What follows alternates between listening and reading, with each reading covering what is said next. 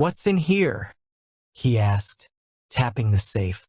"My stepfather's business papers." "Oh, you have seen inside. Then, only once some years ago. I remember that it was full of papers. There isn't a cat in it, for example?" No. "What a strange idea. Well, look at this." He took up a small saucer of milk which stood on the top of it. "No, we don't keep a cat. But there is a cheetah and a baboon." "Ah, yes, of course. Well, a cheetah is just a big cat, and yet a saucer of milk does not go very far in satisfying its wants, I suppose. There is one point which I should wish to determine." He squatted down in front of the wooden chair and examined the seat of it with the greatest attention. "Thank you.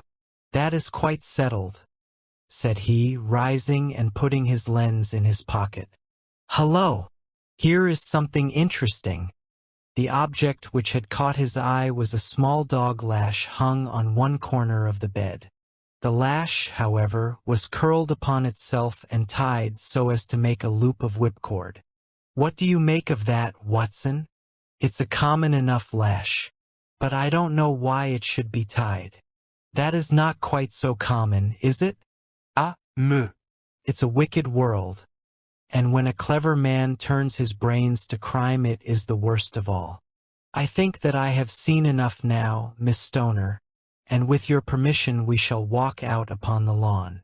I had never seen my friend's face so grim or his brow so dark as it was when we turned from the scene of this investigation.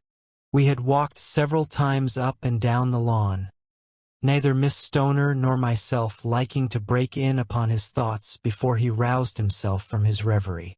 "It is very essential, Miss Stoner," said he, "that you should absolutely follow my advice in every respect." "I shall most certainly do so. The matter is too serious for any hesitation. Your life may depend upon your compliance. I assure you that I am in your hands. In the first place, both my friend and I must spend the night in your room." Both Miss Stoner and I gazed at him in astonishment. "Yes, it must be so.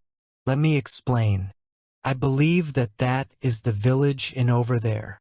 "Yes, that is the Crown." "Very good. Your windows would be visible from there." "Certainly. You must confine yourself to your room with a headache when your stepfather comes back. Then when you hear him retire for the night, you must open the shutters of your window, undo the lock, put your lamp there as a signal to us, and then withdraw quietly with everything which you are likely to want into the room which you used to occupy. I have no doubt that, in spite of the repairs, you could manage there for one night." "Oh, yes, easily. The rest you will leave in our hands." "But what will you do?" "We shall spend the night in your room, and we shall investigate the cause of this noise which has disturbed you." "I believe, Mr. Holmes, that you have already made up your mind," said Miss Stoner, laying her hand upon my companion's sleeve. "Perhaps I have. Then, for pity's sake, tell me what was the cause of my sister's death. I should prefer to have clearer proofs before I speak. You can at least tell me whether my own thought is correct, and if she died from some sudden fright." "No, I do not think so. I think that there was probably some more tangible cause. And now, Miss Stoner, we must leave you, for if Dr. Roylott returned and saw us our journey would be in vain. Goodbye, and be brave, for if you will do what I have told you, you may rest assured that we shall soon drive away the dangers that threaten you." Sherlock Holmes and I had no difficulty in engaging a bedroom and sitting room at the Crown Inn. They were on the upper floor, and from our window we could command a view of the Avenue Gate, and of the inhabited wing of Stoke Moran Manor House.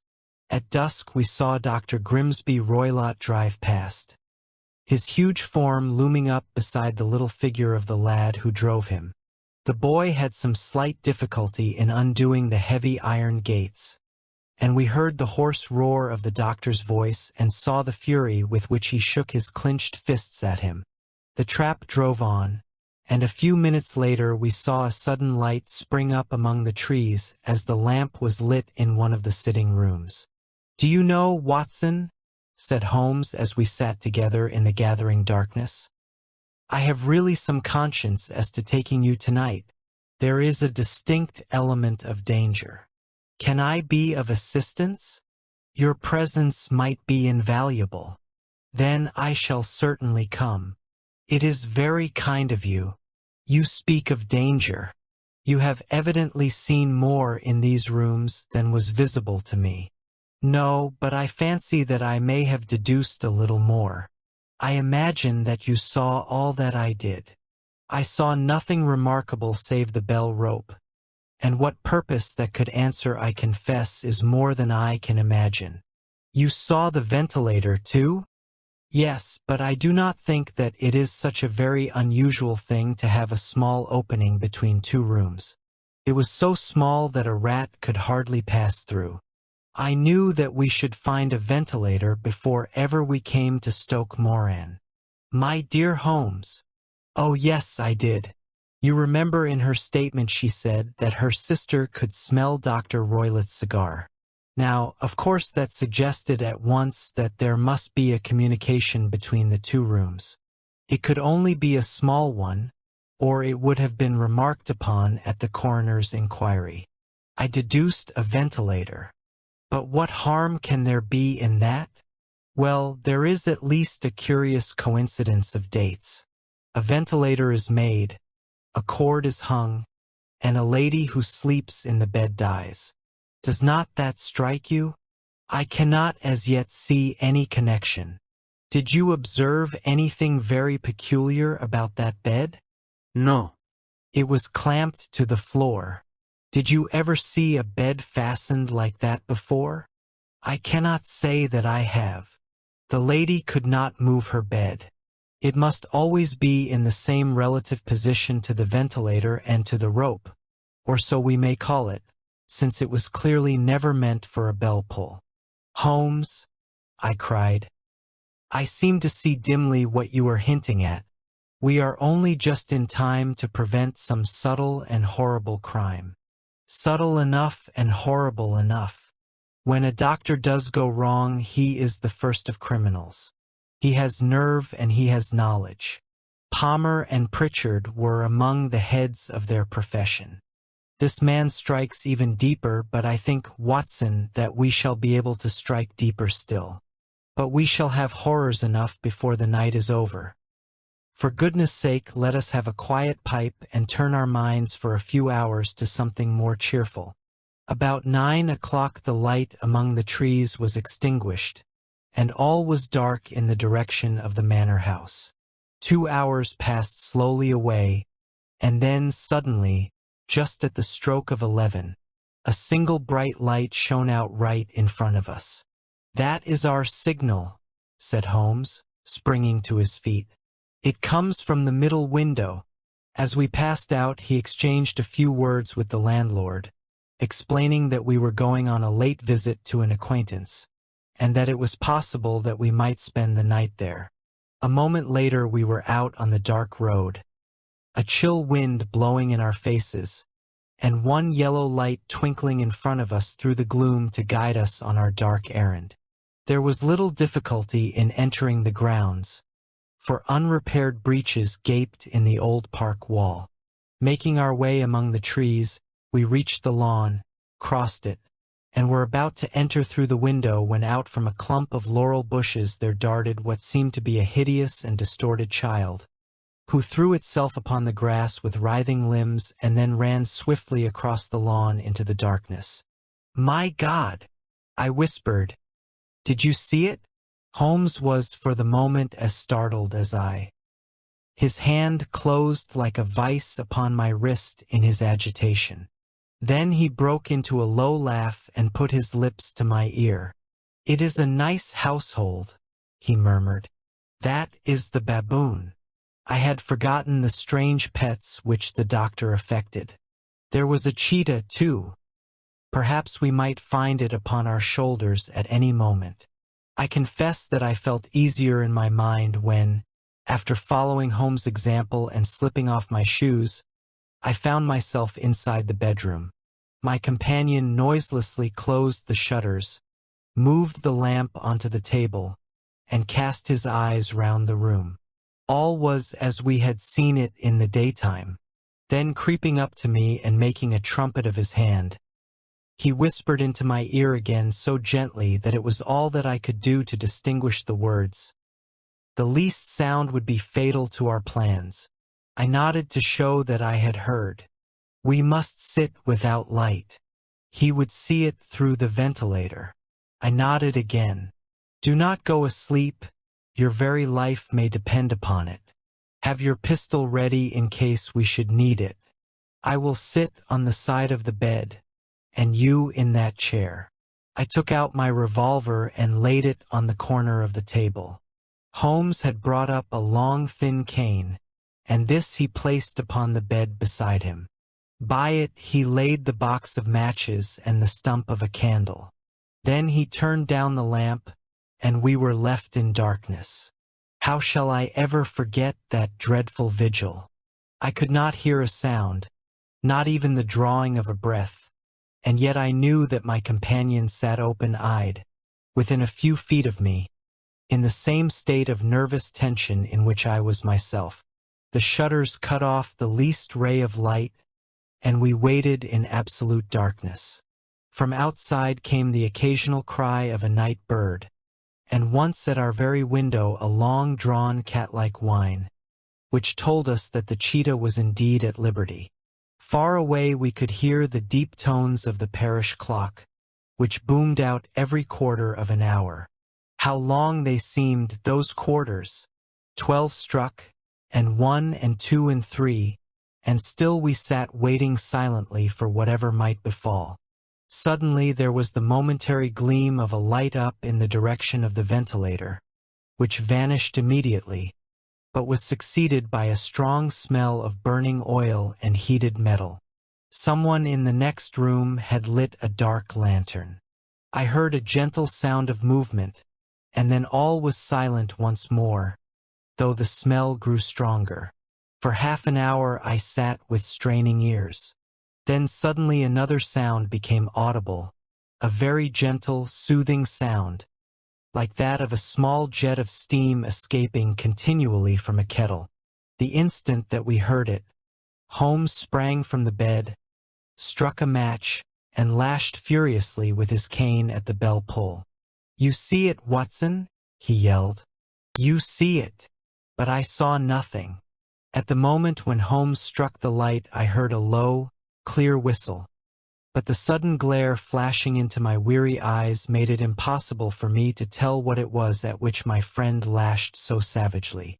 I could, however, see that his face was deadly pale and filled with horror and loathing.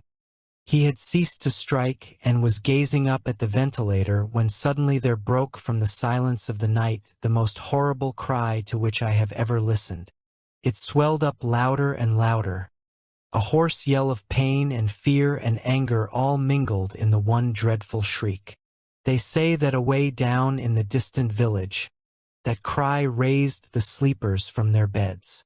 It struck cold to our hearts, and I stood gazing at Holmes, and he at me, until the last echoes of it had died away into the silence from which it rose. "What can it mean?" I gasped.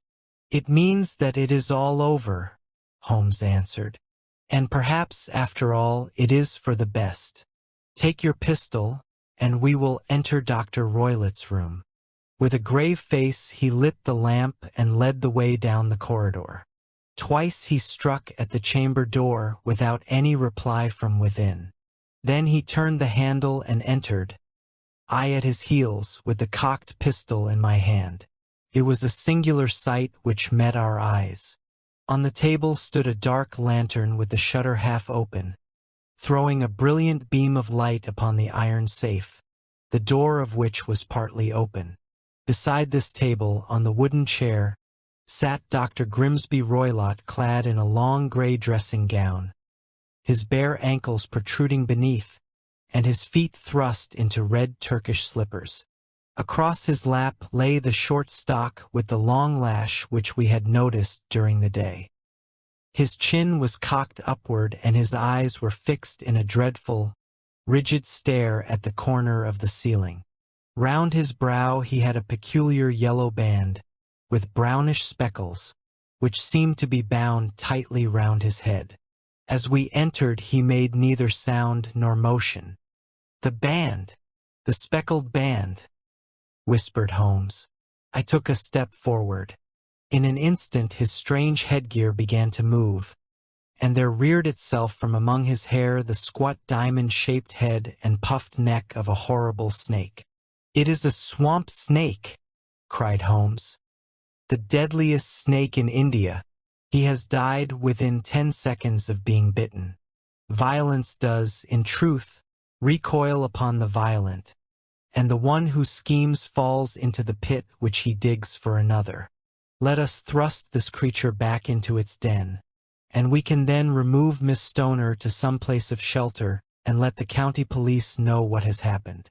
As he spoke he drew the dog whip swiftly from the dead man's lap, and throwing it round the reptile's neck he drew it from its horrid perch and, carrying it at arm's length, threw it into the iron safe, which he closed upon it.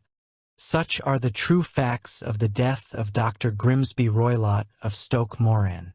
It is not necessary that I should prolong a narrative which has already run to too great a length by telling how we broke the sad news to the terrified girl, how we conveyed her by the morning train to the care of her good aunt at Harrow, of how the slow process of official inquiry came to the conclusion that the doctor met his fate while indiscreetly playing with a dangerous pet. The little which I had yet to learn of the case was told me by Sherlock Holmes as we traveled back next day. "I had," said he, "come to an entirely erroneous conclusion which shows, my dear Watson, how dangerous it always is to reason from insufficient data. The presence of the gypsies and the use of the word band, which was used by the poor girl, no doubt, to explain the appearance which she had caught a hurried glimpse of by the light of her match, were sufficient to put me upon an entirely wrong scent. I can only claim the merit that I instantly reconsidered my position when, however, it became clear to me that whatever danger threatened an occupant of the room could not come either from the window or the door. My attention was speedily drawn, as I have already remarked to you, to this ventilator, and to the bell rope which hung down to the bed. The discovery that this was a dummy, and that the bed was clamped to the floor, instantly gave rise to the suspicion that the rope was there as a bridge for something passing through the hole and coming to the bed. The idea of a snake instantly occurred to me, and when I coupled it with my knowledge that the doctor was furnished with a supply of creatures from India, I felt that I was probably on the right track. The idea of using a form of poison which could not possibly be discovered by any chemical test was just such a one as would occur to a clever and ruthless man who had had an Eastern training. The rapidity with which such a poison would take effect would also, from his point of view, be an advantage. It would be a sharp-eyed coroner, indeed, who could distinguish the two little dark punctures which would show where the poison fangs had done their work. Then I thought of the whistle. Of course he must recall the snake before the morning light revealed it to the victim. He had trained it, probably by the use of the milk which we saw, to return to him when summoned. He would put it through this ventilator at the hour that he thought best, with the certainty that it would crawl down the rope and land on the bed. It might or might not bite the occupant. Perhaps she might escape every night for a week, but sooner or later she must fall a victim. I had come to these conclusions before ever I had entered his room. An inspection of his chair showed me that he had been in the habit of standing on it, which of course would be necessary in order that he should reach the ventilator. The sight of the safe, the saucer of milk, and the loop of whipcord were enough to finally dispel any doubts which may have remained. The metallic clang heard by Miss Stoner was obviously caused by her stepfather hastily closing the door of his safe upon its terrible occupant. Having once made up my mind, you know the steps which I took in order to put the matter to the proof. I heard the creature hiss, as I have no doubt that you did also, and I instantly lit the light and attacked it, with the result of driving it through the ventilator, and also with the result of causing it to turn upon its master at the other side. Some of the blows of my cane came home and roused its snake-like temper, so that it flew upon the first person it saw. In this way I am no doubt indirectly responsible for Dr. Grimsby Roylott's death, and I cannot say that it is likely to weigh very heavily upon my conscience. The adventure of the engineer's thumb. Of all the problems which have been submitted to my friend, Mr. Sherlock Holmes, for solution during the years of our intimacy, there were only two which I was the means of introducing to his notice, that of Mr. Hatherley's thumb, and that of Colonel Warburton's madness. Of these the latter may have afforded a finer field for an acute and original observer, but the other was so strange in its inception and so dramatic in its details that it may be the more worthy of being placed upon record, even if it gave my friend fewer openings for those deductive methods of reasoning by which he achieved such remarkable results. The story has, I believe, been told more than once in the newspapers, but, like all such narratives, its effect is much less striking when set forth in block in a single half-column of print than when the facts slowly evolve before your own eyes, and the mystery clears gradually away as each new discovery furnishes a step which leads on to the complete truth. At the time the circumstances made a deep impression upon me, and the lapse of 2 years has hardly served to weaken the effect. It was in the summer of '89, not long after my marriage, that the events occurred which I am now about to summarize. I had returned to civil practice and had finally abandoned Holmes in his Baker Street rooms, although I continually visited him and occasionally even persuaded him to forego his bohemian habits so far as to come and visit us. My practice had steadily increased, and as I happened to live at no very great distance from Paddington Station, I got a few patients from among the officials. One of these, whom I had cured of a painful and lingering disease, was never weary of advertising my virtues and of endeavoring to send me on every sufferer over whom he might have any influence. One morning, at a little before 7 o'clock, I was awakened by the maid tapping at the door to announce that 2 men had come from Paddington and were waiting in the consulting room. I dressed hurriedly, for I knew by experience that railway cases were seldom trivial, and hastened downstairs. As I descended, my old ally, the guard, came out of the room and closed the door tightly behind him. "I've got him here," he whispered, jerking his thumb over his shoulder. "He's all right." "What is it, then?" I asked, for his manner suggested that it was some strange creature which he had caged up in my room. "It's a new patient," he whispered. "I thought I'd bring him round myself.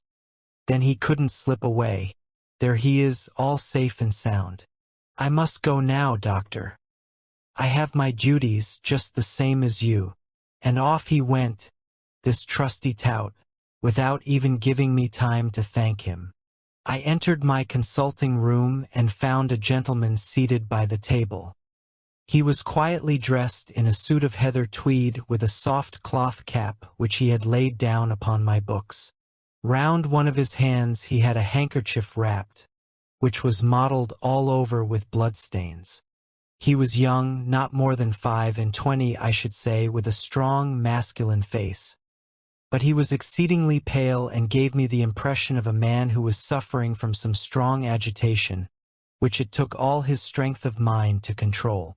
"I am sorry to knock you up so early, doctor," said he, "but I have had a very serious accident during the night. I came in by train this morning, and on inquiring at Paddington as to where I might find a doctor, a worthy fellow very kindly escorted me here. I gave the maid a card, but I see that she has left it upon the side table. I took it up and glanced at it. Mr. Victor Hatherley, hydraulic engineer, 16A Victoria Street, 3rd floor. That was the name, style, and address of my morning visitor. I regret that I have kept you waiting, said I, sitting down in my library chair. You are fresh from a night journey, I understand, which is in itself a monotonous occupation. Oh, my night could not be called monotonous, said he and laughed. He laughed very heartily, with a high, ringing note, leaning back in his chair and shaking his sides. All my medical instincts rose up against that laugh. Stop it, I cried. Pull yourself together. And I poured out some water for him. It was useless, however. He was off in one of those hysterical outbursts which come upon a strong nature when some great crisis is over and gone. Presently he came to himself once more, very weary and pale-looking. I have been making a fool of myself, he gasped. Not at all. Drink this. I dashed some brandy into the water, and the color began to come back to his bloodless cheeks. That's better, said he. And now, doctor, perhaps you would kindly attend to my thumb, or rather to the place where my thumb used to be. He unwound the handkerchief and held out his hand. It gave even my hardened nerves a shudder to look at it. There were 4 protruding fingers and a horrid red, spongy surface where the thumb should have been. It had been hacked or torn right out from the roots. Good heavens!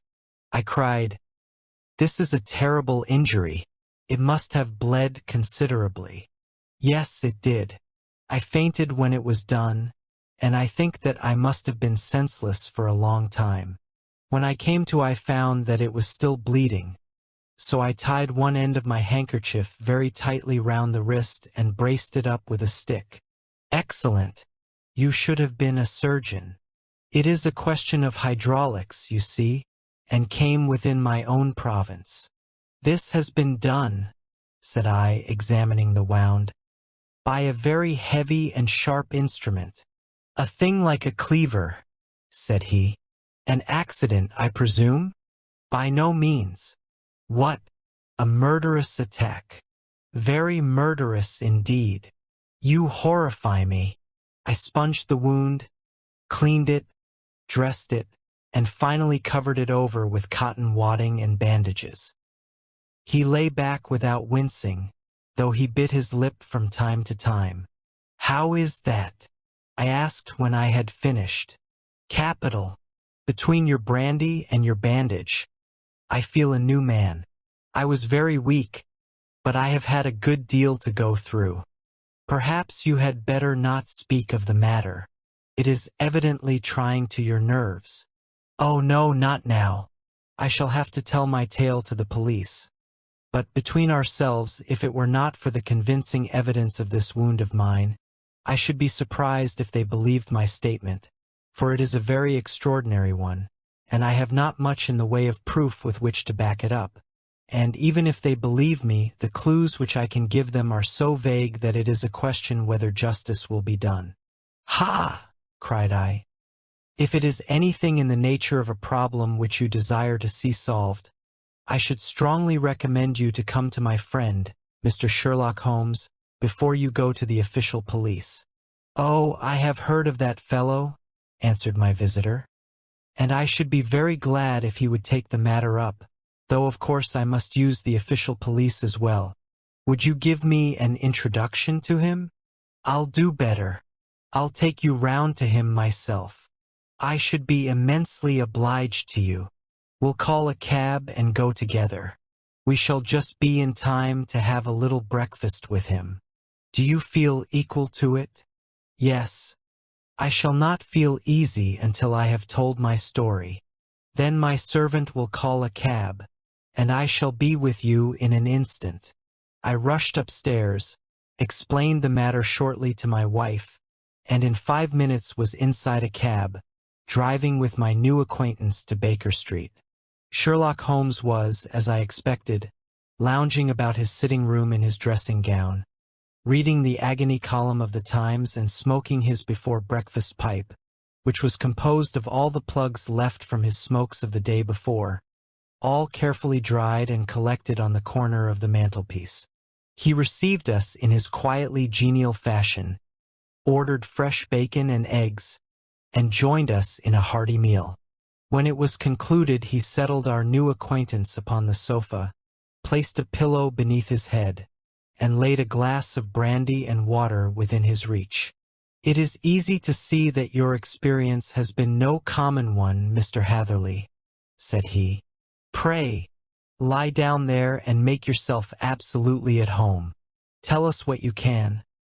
But stop when you are tired and keep up your strength with a little stimulant." "Thank you," said my patient, "but I have felt another man since the doctor bandaged me, and I think that your breakfast has completed the cure. I shall take up as little of your valuable time as possible, so I shall start at once upon my peculiar experiences." Holmes sat in his big armchair with the weary, heavy-lidded expression which veiled his keen and eager nature, while I sat opposite to him, and we listened in silence to the strange story which our visitor detailed to us. "You must know," said he, "that I am an orphan and a bachelor, residing alone in lodgings in London. By profession I am a hydraulic engineer, and I have had considerable experience of my work during the 7 years that I was apprenticed to Venner and Matheson, the well-known firm of Greenwich.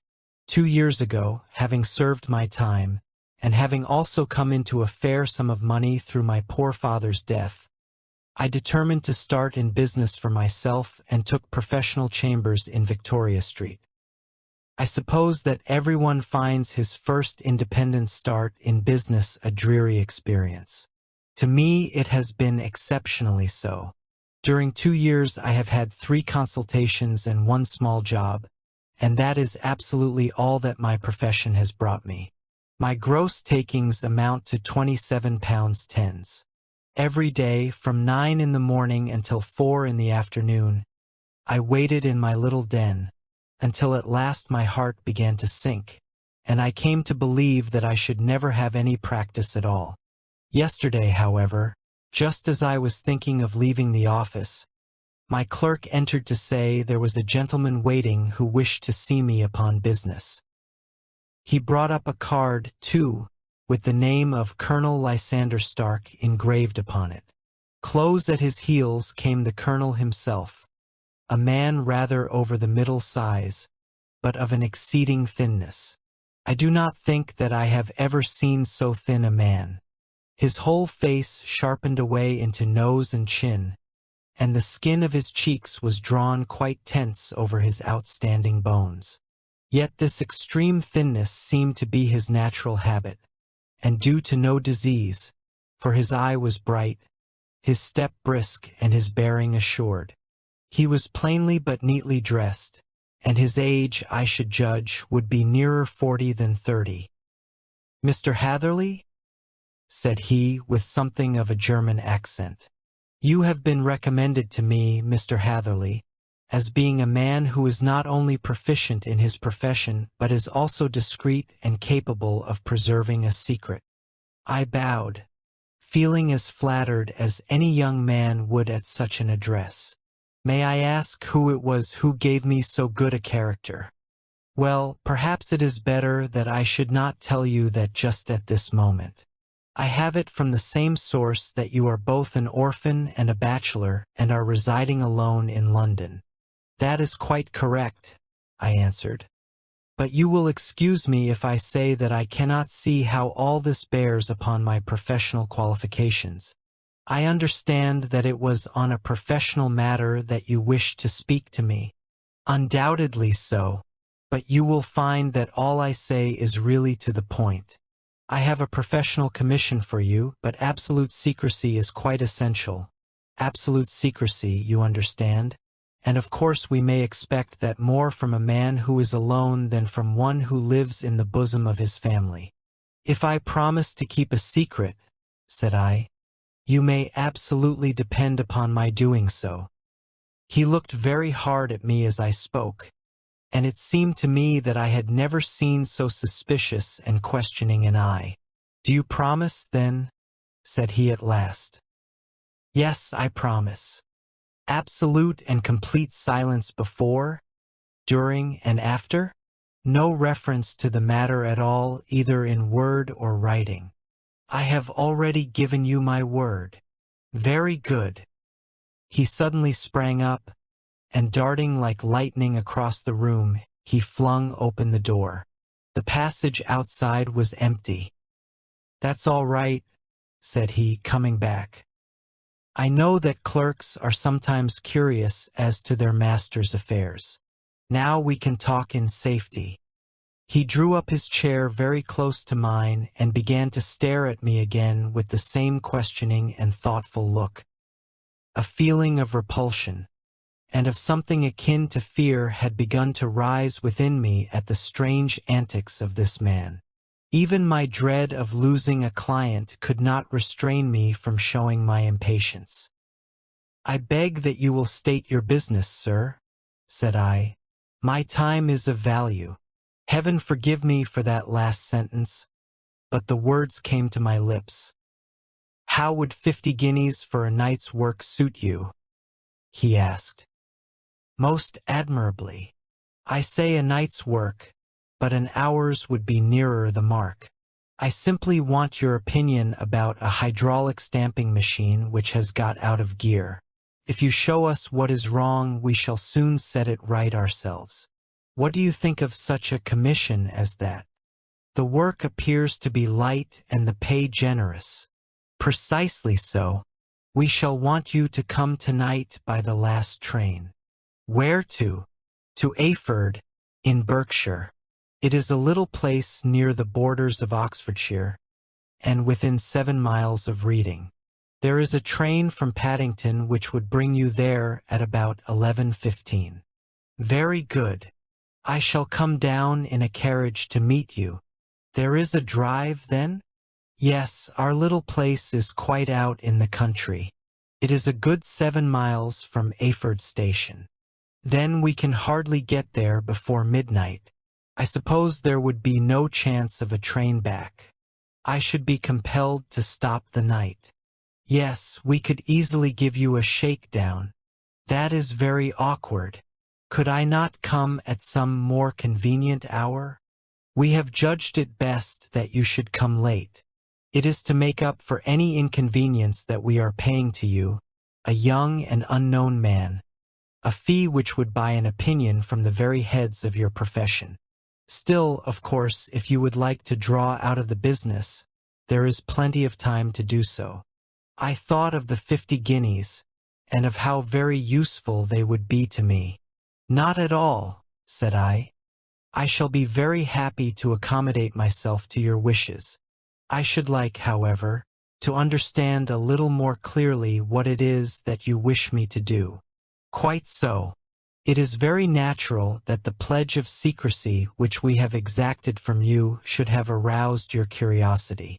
I have no wish to commit you to anything without your having it all laid before you. I suppose that we are absolutely safe from eavesdroppers." "Entirely." "Then the matter stands thus. You are probably aware that Fuller's earth is a valuable product, and that it is only found in 1 or 2 places in England." "I have heard so. Some little time ago I bought a small place, a very small place, within 10 miles of Reading. I was fortunate enough to discover that there was a deposit of Fuller's earth in one of my fields. On examining it, however, I found that this deposit was a comparatively small one, and that it formed a link between 2 very much larger ones upon the right and left, both of them, however, in the grounds of my neighbors. These good people were absolutely ignorant that their land contained that which was quite as valuable as a gold mine.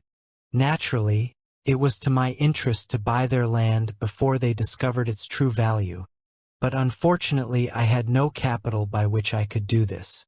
I took a few of my friends into the secret, however, and they suggested that we should quietly and secretly work our own little deposit, and that in this way we should earn the money which would enable us to buy the neighboring fields. This we have now been doing for some time, and in order to help us in our operations we erected a hydraulic press. This press, as I have already explained, has got out of order, and we wish your advice upon the subject. We guard our secret very jealously, however, and if it once became known that we had hydraulic engineers coming to our little house, it would soon rouse inquiry, and then, if the facts came out, it would be goodbye to any chance of getting these fields and carrying out our plans. That is why I have made you promise me that you will not tell a human being that you are going to Eyford tonight. I hope that I make it all plain. I quite follow you, said I. The only point which I could not quite understand was what use you could make of a hydraulic press in excavating fuller's earth, which, as I understand, is dug out like gravel from a pit. Ah, said he carelessly. We have our own process. We compress the earth into bricks, so as to remove them without revealing what they are. But that is a mere detail. I have taken you fully into my confidence now, Mr. Hatherley, and I have shown you how I trust you. He rose as he spoke. I shall expect you, then, at Eyford at 11:15. I shall certainly be there, and not a word to a soul. He looked at me with a last long, questioning gaze, and then, pressing my hand in a cold, damp grasp, he hurried from the room. Well, when I came to think it all over in cool blood, I was very much astonished, as you may both think, at this sudden commission which had been entrusted to me. On the one hand, of course, I was glad, for the fee was at least tenfold what I should have asked had I set a price upon my own services, and it was possible that this order might lead to other ones. On the other hand, the face and manner of my patron had made an unpleasant impression upon me, and I could not think that his explanation of the fuller's earth was sufficient to explain the necessity for my coming at midnight, and his extreme anxiety lest I should tell anyone of my errand. However, I threw all fears to the winds, ate a hearty supper, drove to Paddington, and started off, having obeyed to the letter the injunction as to holding my tongue. At Reading I had to change not only my carriage but my station. However, I was in time for the last train to Eyford, and I reached the little dim-lit station after 11 o'clock. I was the only passenger who got out there, and there was no one upon the platform save a single sleepy porter with a lantern. As I passed out through the wicket gate, however, I found my acquaintance of the morning waiting in the shadow upon the other side. Without a word he grasped my arm and hurried me into a carriage, the door of which was standing open. He drew up the windows on either side, tapped on the woodwork, and away we went as fast as the horse could go. "One horse?" interjected Holmes. "Yes, only one." "Did you observe the color?" "Yes. I saw it by the sidelights when I was stepping into the carriage. It was a chestnut. Tired looking or fresh?" "Oh, fresh and glossy." "Thank you. I am sorry to have interrupted you. Pray continue your most interesting statement." Away we went then, and we drove for at least an hour. Colonel Lysander Stark had said that it was only 7 miles, but I should think, from the rate that we seemed to go, and from the time that we took, that it must have been nearer 12. He sat at my side in silence all the time, and I was aware, more than once when I glanced in his direction, that he was looking at me with great intensity. The country roads seemed to be not very good in that part of the world, for we lurched and jolted terribly.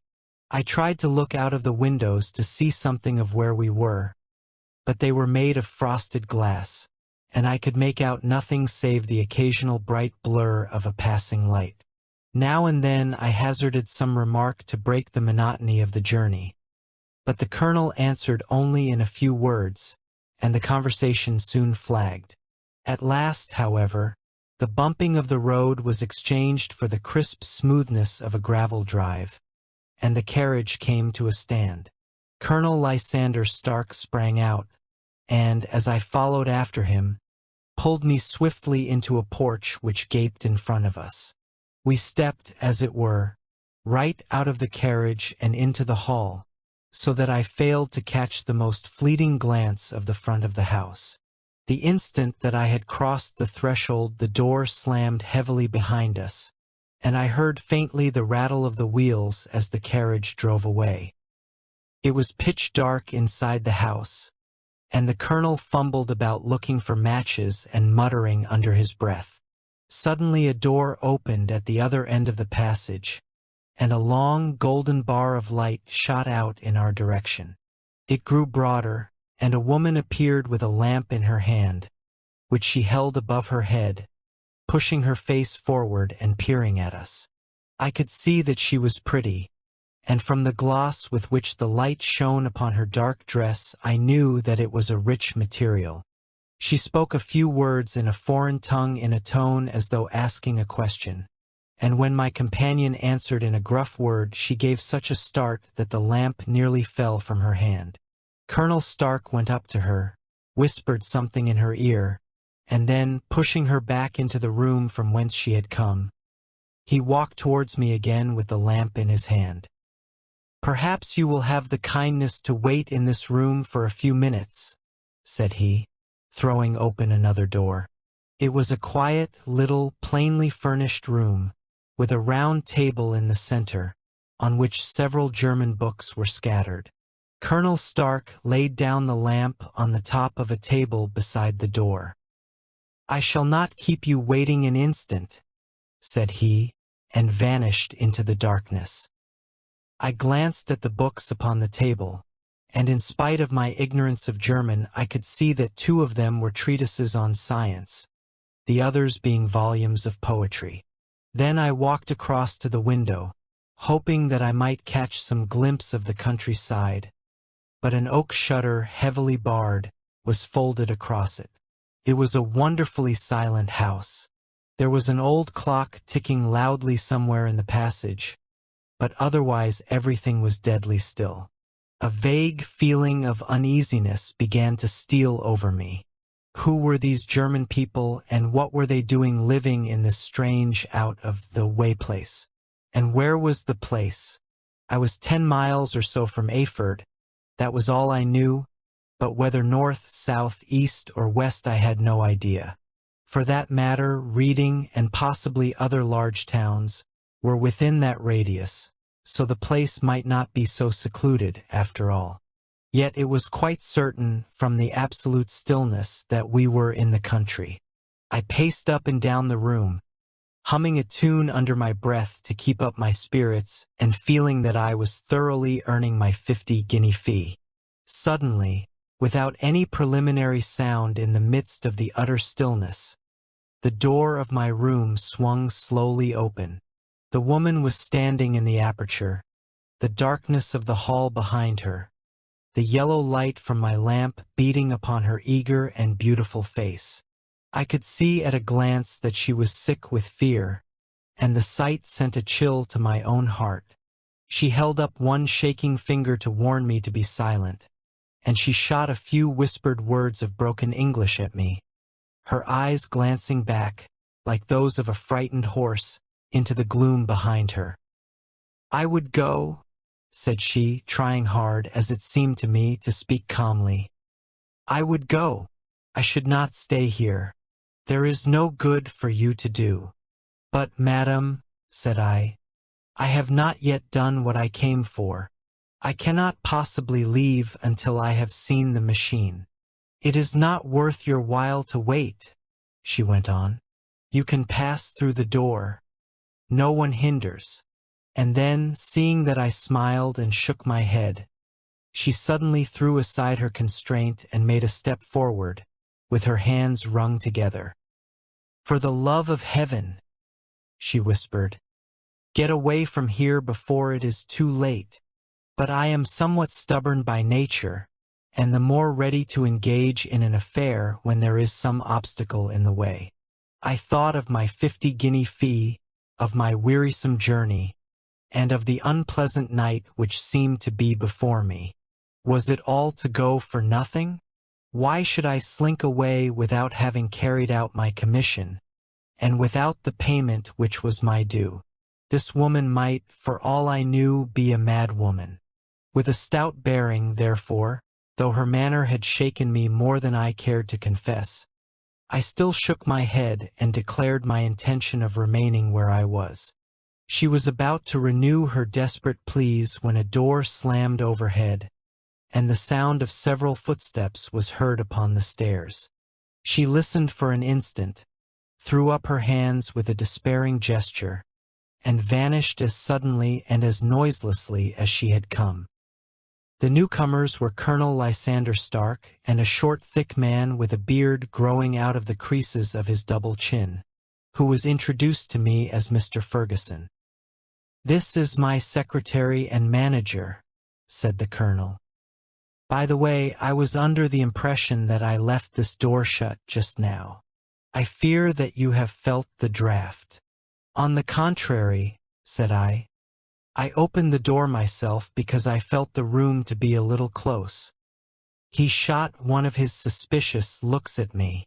"Perhaps we had better proceed to business, then," said he. "Mr. Ferguson and I will take you up to see the machine. I had better put my hat on, I suppose?" "Oh, no, it is in the house." "What, you dig fuller's earth in the house?" "No, no. This is only where we compress it. But never mind that. All we wish you to do is to examine the machine and to let us know what is wrong with it." We went upstairs together, the colonel first with the lamp, the fat manager and I behind him. It was a labyrinth of an old house, with corridors, passages, narrow winding staircases, and little low doors, the thresholds of which were hollowed out by the generations who had crossed them. There were no carpets and no signs of any furniture above the ground floor, while the plaster was peeling off the walls, and the damp was breaking through in green, unhealthy patches. I tried to put on as unconcerned an air as possible, but I had not forgotten the warnings of the lady, even though I disregarded them, and I kept a keen eye upon my two companions. Ferguson appeared to be a gloomy and silent man, but I could see from the little that he said that he was at least a fellow countryman. Colonel Lysander Stark stopped at last before a low door, which he unlocked. Within was a small, square room, in which the three of us could hardly get at one time. Ferguson remained outside, and the colonel ushered me in. "We are now," said he, "actually within the hydraulic press, and it would be a particularly unpleasant thing for us if anyone were to turn it on. The ceiling of this small chamber is really the end of the descending piston, and it comes down with the force of many tons upon this metal floor. There are small lateral columns of water outside which receive the force, and which transmit and multiply it in the manner which is familiar to you. The machine goes readily enough, but there is some stiffness in the working of it, and it has lost a little of its force. Perhaps you will have the goodness to look it over and to show us how we can set it right." I took the lamp from him, and I examined the machine very thoroughly. It was indeed a gigantic one, and capable of exercising enormous pressure. When I passed outside, however, and pressed down the levers which controlled it, I knew at once by the sound that there was a slight leakage, which allowed the water to escape through one of the side cylinders. An examination showed that one of the India rubber bands, which was round the head of a driving rod, had shrunk so as not quite to fill the socket along which it worked. This was clearly the cause of the loss of power, and I pointed it out to my companions, who followed my remarks very carefully and asked several practical questions as to how they should proceed to set it right. When I had made it clear to them, I returned to the main chamber of the machine and took a good look at it to satisfy my own curiosity. It was obvious at a glance that the story of the fuller's earth was the merest fabrication, for it would be absurd to suppose that so powerful an engine could be designed for so inadequate a purpose. The walls were of wood, but the floor consisted of a large iron trough, and when I came to examine it I could see a crust of metallic deposit all over it. I had stooped and was scraping at this to see exactly what it was when I heard a muttered exclamation in German and saw the corpse-like face of the colonel looking down at me. "What are you doing there?" he asked. I felt angry at having been tricked by so elaborate a story as that which he had told me. "I was admiring your fuller's earth," said I. "I think that I should be better able to advise you as to your machine if I knew what the exact purpose was for which it was used." The instant that I uttered the words I regretted the rashness of my speech. His face set hard, and a menacing light sprang up in his gray eyes. "Very well," said he. "You shall know all about the machine." He took a step backward, slammed the little door, and turned the key in the lock. I rushed towards it and pulled at the handle, but it was quite secure, and did not give in the least to my kicks and shoves. "Hello!" I yelled. "Hello, Colonel! Let me out!" And then suddenly in the silence I heard a sound which sent my heart into my mouth.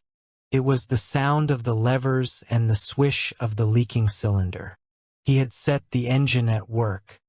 The lamp still stood upon the floor where I had placed it when examining the trough. By its light I saw that the black ceiling was coming down upon me, slowly, jerkily, but, as none knew better than myself, with a force which must within a minute grind me to a shapeless pulp. I threw myself, screaming, against the door, and dragged with my nails at the lock. I implored the colonel to let me out, but the remorseless sound of the levers drowned my cries. The ceiling was only a foot or two above my head, and with my hand upraised I could feel its hard, rough surface. Then it flashed through my mind that the pain of my death would depend very much upon the position in which I met it. If I lay on my face, the weight would come upon my spine, and I shuddered to think of that dreadful snap. Easier the other way, perhaps. And yet, had I the nerve to lie and look up at that deadly black shadow wavering down upon me? Already I was unable to stand erect, when my eye caught something which brought a gush of hope back to my heart. I have said that though the floor and ceiling were of iron, the walls were of wood. As I gave a last hurried glance around, I saw a thin line of yellow light between two of the boards, which broadened and broadened as a small panel was pushed backward. For an instant I could hardly believe that here was indeed a door which led away from death. The next instant I threw myself through, and lay half fainting upon the other side. The panel had closed again behind me, but the crash of the lamp, and a few moments afterwards the clang of the two slabs of metal, told me how narrow had been my escape. I was recalled to myself by a frantic plucking at my wrist, and I found myself lying upon the stone floor of a narrow corridor, while a woman bent over me and tugged at me with her left hand, while she held a candle in her right. It was the same good friend whose warning I had so foolishly rejected. "Come, come," she cried breathlessly. "They will be here in a moment. They will see that you are not there. Oh, do not waste the so precious time, but come." This time, at least, I did not scorn her advice. I staggered to my feet and ran with her along the corridor and down a winding stair. The ladder led to another broad passage, and just as we reached it we heard the sound of running feet and the shouting of two voices, one answering the other from the floor on which we were and from the one beneath. My guide stopped and looked about her like one who is at her wit's end. Then she threw open a door which led into a bedroom, through the window of which the moon was shining brightly. "It is your only chance," said she. "It is high, but it may be that you can jump it."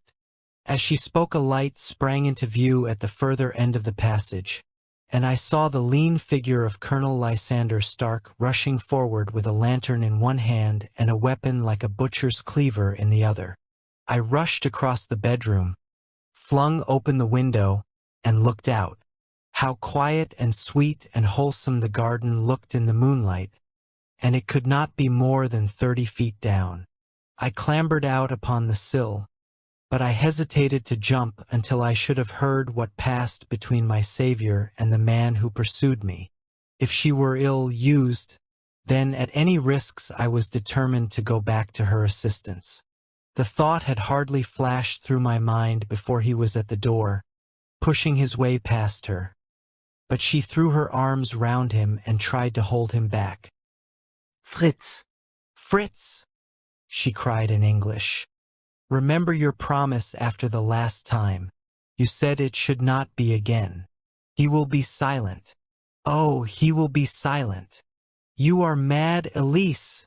he shouted, struggling to break away from her. "You will be the ruin of us. He has seen too much. Let me pass, I say." He dashed her to one side, and, rushing to the window, cut at me with his heavy weapon. I had let myself go, and was hanging by the hands to the sill, when his blow fell. I was conscious of a dull pain, my grip loosened, and I fell into the garden below.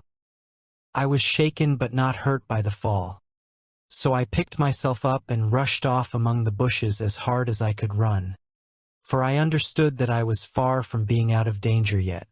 Suddenly, however, as I ran, a deadly dizziness and sickness came over me.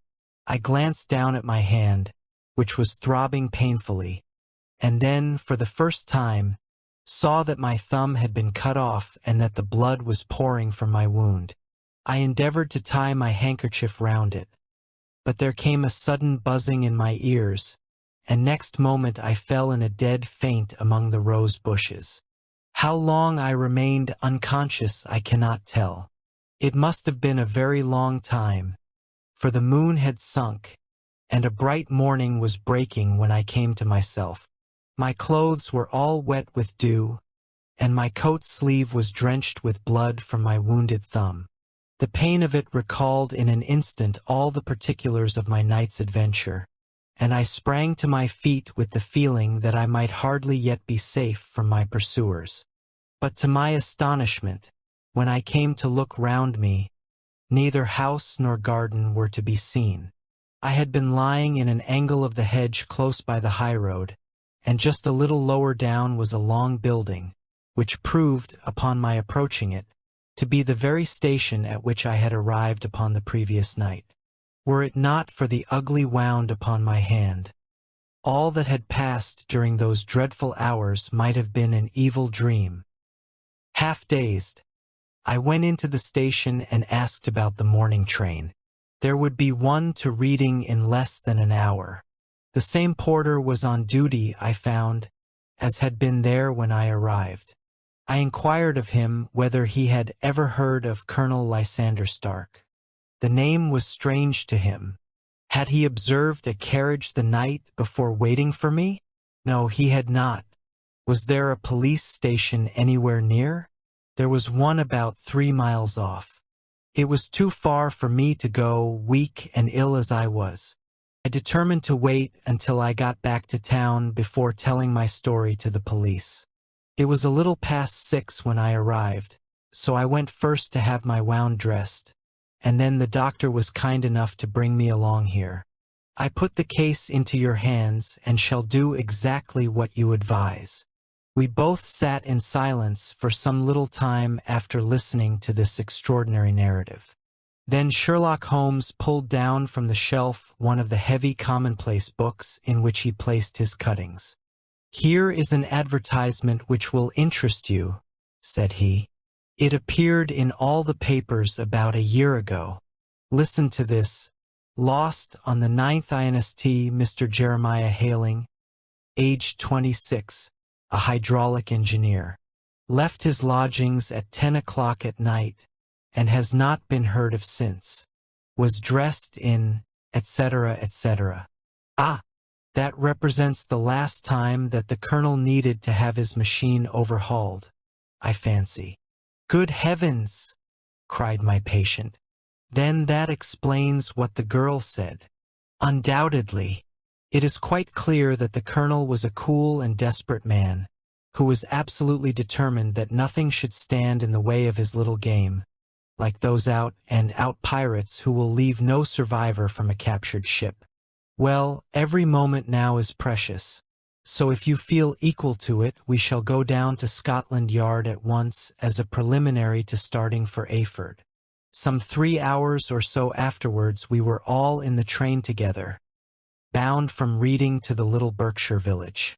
There were Sherlock Holmes, the hydraulic engineer, Inspector Bradstreet of Scotland Yard, a plainclothes man, and myself. Bradstreet had spread an ordnance map of the county out upon the seat and was busy with his compasses drawing a circle with Ayford for its center. "There you are," said he. "That circle is drawn at a radius of 10 miles from the village. The place we want must be somewhere near that line. You said 10 miles, I think, sir. It was an hour's good drive. And you think that they brought you back all that way when you were unconscious? They must have done so. I have a confused memory, too, of having been lifted and conveyed somewhere. What I cannot understand," said I, "is why they should have spared you when they found you lying fainting in the garden. Perhaps the villain was softened by the woman's pleas. I hardly think that likely. I never saw a more inexorable face in my life." "Oh, we shall soon clear up all that," said Bradstreet.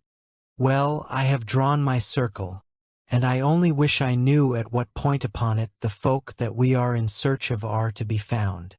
"I think I could lay my finger on it," said Holmes quietly. "Really now," cried the inspector. "You have formed your opinion. Come, now we shall see who agrees with you. I say it is south, for the country is more deserted there." "And I say east," said my patient. "I am for west," remarked the plain-clothes man. "There are several quiet little villages up there." "And I am for north," said I, "because there are no hills there, and our friend says that he did not notice the carriage go up any." "Come," cried the inspector, laughing. "It's a very pretty diversity of opinion. We have boxed the compass among us. Who do you give your casting vote to? You are all wrong. But we can't all be." "Oh yes, you can. This is my point." He placed his finger in the center of the circle. "This is where we shall find them." "But the 12-mile drive?" gasped Hatherley. 6 out and 6 back. Nothing simpler. You say yourself that the horse was fresh and glossy when you got in. How could it be that if it had gone 12 miles over heavy roads? "Indeed, it is a likely trick enough," observed Bradstreet thoughtfully. "Of course there can be no doubt as to the nature of this gang." "None at all," said Holmes. "They are coin forgers on a large scale, and have used the machine to form the metal which has taken the place of silver." "We have known for some time that a clever gang was at work," said the inspector. "They have been turning out half-crowns by the thousand. We even traced them as far as Reading, but could get no farther, for they had covered their traces in a way that showed that they were very old hands. But now, thanks to this lucky chance, I think that we have got them right enough." But the inspector was mistaken, for those criminals were not destined to fall into the hands of justice. As we rolled into Ayford Station, we saw a gigantic column of smoke which streamed up from behind a small clump of trees in the neighborhood and hung like an immense feather over the landscape. "A house on fire?" asked Bradstreet as the train steamed off again on its way. "Yes, sir," said the station master. "When did it break out?" "I hear that it was during the night, sir, but it has got worse, and the whole place is in a blaze." "Whose house is it?" "Dr. Betcher's." "Tell me," broke in the engineer, "is Dr. Betcher a German, very thin, with a long, sharp nose?" The station master laughed heartily. No, sir. Dr. Betcher is an Englishman, and there isn't a man in the parish who has a better lined waistcoat. But he has a gentleman staying with him, a patient, as I understand, who is a foreigner, and he looks as if a little good Berkshire beef would do him no harm. The station master had not finished his speech before we were all hastening in the direction of the fire. The road topped a low hill, and there was a great widespread whitewashed building in front of us, spouting fire at every window, while in the garden in front 3 fire engines were vainly striving to keep the flames under. "That's it!" cried Hatherley, in intense excitement. "There is the gravel drive, and there are the rose bushes where I lay. That second window is the one that I jumped from." "Well, at least," said Holmes, "you have had your revenge upon them. There can be no question that it was your oil lamp which, when it was crushed in the press, set fire to the wooden walls, though no doubt they were too excited in the chase after you to observe it at the time. Now keep your eyes open in this crowd for your friends of last night, though I very much fear that they are a good 100 miles off by now." And Holmes' fears came to be realized, for from that day to this no word has ever been heard either of the beautiful woman, the sinister German, or the sad Englishman. Early that morning a peasant had met a cart containing several people and some very bulky boxes driving rapidly in the direction of Reading, but there all traces of the fugitives disappeared, and even Holmes' ingenuity failed ever to discover the least clue as to their whereabouts. The firemen had been much perturbed at the strange arrangements which they had found within, and still more so by discovering a newly severed human thumb upon a window-sill of the second floor.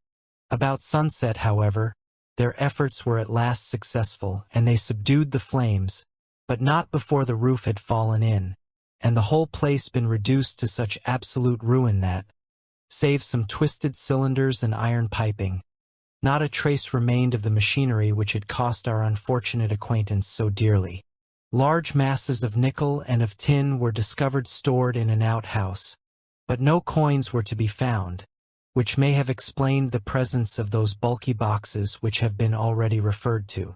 How our hydraulic engineer had been conveyed from the garden to the spot where he recovered his senses might have remained forever a mystery were it not for the soft mold, which told us a very plain tale. He had evidently been carried down by 2 persons, one of whom had remarkably small feet and the other unusually large ones. On the whole, it was most probable that the silent Englishman, being less bold or less murderous than his companion, had assisted the woman to bear the unconscious man out of the way of danger. "Well," said our engineer ruefully as we took our seats to return once more to London, "it has been a pretty business for me. I have lost my thumb, and I have lost a 50-guinea fee. And what have I gained? Experience," said Holmes, laughing. "Indirectly it may be of value, you know. You have only to put it into words to gain the reputation of being excellent company for the remainder of your existence. The adventure of the noble bachelor, the Lord St. Simon marriage, and its curious termination, have long ceased to be a subject of interest in those exalted circles in which the unfortunate bridegroom moves. Fresh scandals have eclipsed it, and their more spicy details have drawn the gossips away from this 4-year-old drama. As I have reason to believe, however, that the full facts have never been revealed to the general public, and as my friend Sherlock Holmes had a considerable share in clearing the matter up, I feel that no memoir of him would be complete without some little sketch of this remarkable episode. It was a few weeks before my own marriage, during the days when I was still sharing rooms with Holmes in Baker Street, that he came home from an afternoon stroll to find a letter on the table waiting for him. I had remained indoors all day, for the weather had taken a sudden turn to rain, with high autumnal winds, and the bullet which I had brought back in one of my limbs as a relic of my Afghan campaign throbbed with dull persistence. With my body in one easy chair and my legs upon another, I had surrounded myself with a cloud of newspapers until at last, saturated with the news of the day. I tossed them all aside and lay without energy, watching the huge crest upon the envelope upon the table and wondering lazily who my friend's noble correspondent could be. "Here is a very fashionable letter," I remarked as he entered. "Your morning letters, if I remember right, were from a fish seller and a tide waiter." "Yes, my correspondence has certainly the charm of variety," he answered, smiling. "And the humbler are usually the more interesting. This looks like one of those unwelcome social summonses which call upon a man either to be bored or to lie." He broke the seal and glanced over the contents. "Oh, come, it may prove to be something of interest after all." "Not social, then?" "No, distinctly professional." "And from a noble client?" "One of the highest in England." "My dear fellow, I congratulate you. I assure you, Watson, that the status of my client is a matter of less interest to me than the interest of his case. It is just possible, however, that that also may not be wanting in this new investigation. You have been reading the papers diligently of late, have you not?" "It looks like it," said I ruefully, pointing to a huge bundle in the corner. "I have had nothing else to do." "It is fortunate, for you will perhaps be able to post me up." I read nothing except the criminal news and the agony column. The latter is always instructive. But if you have followed recent events so closely, you must have read about Lord St. Simon and his wedding. "Oh, yes, with the deepest interest." "That is well. The letter which I hold in my hand is from Lord St. Simon. I will read it to you, and in return you must turn over these papers and let me have whatever bears upon the matter. This is what he says: "My dear M.R. Sherlock Holmes, Lord Backwater tells me that I may place implicit reliance upon your judgment and discretion. I have determined, therefore, to call upon you and to consult you in reference to the very painful event which has occurred in connection with my wedding. Mr. Lestrade of Scotland Yard is acting already in the matter, but he assures me that he sees no objection to your cooperation, and that he even thinks that it might be of some assistance. I will call at 4 o'clock in the afternoon, and, should you have any other engagement at that time, I hope that you will postpone it, as this matter is of paramount importance. Yours faithfully, St. Simon."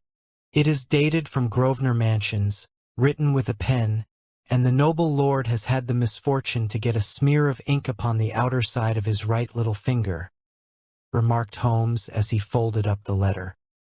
"He says 4 o'clock. It is 3 now. He will be here in an hour. Then I have just time, with your assistance, to get clear upon the subject.